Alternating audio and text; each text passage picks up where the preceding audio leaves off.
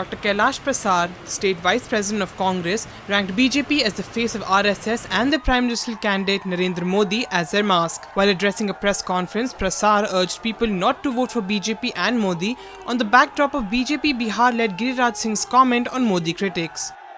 The State Vice President of Congress, Dr. Kailash Prasad, appealed the citizens of the country to wake up and take the decision wisely by not voting in favor of the saffron poster boy and to stall his journey to 7 RCR.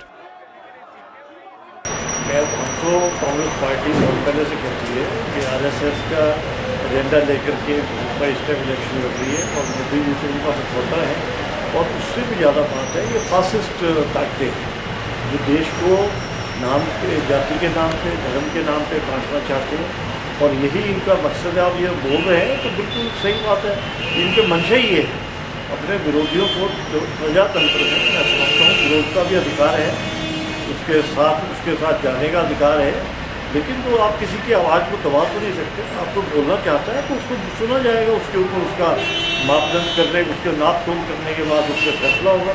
लेकिन ये कह देना कि जो भी कोई विरोधी है वो वहाँ चले जाएंगे, मैं तो ये कहता हूँ कि इनकी मंशा बिल्कुल यही है और भारत के नागरिकों को, भारत के वोटर को जाग जाना चाहिए।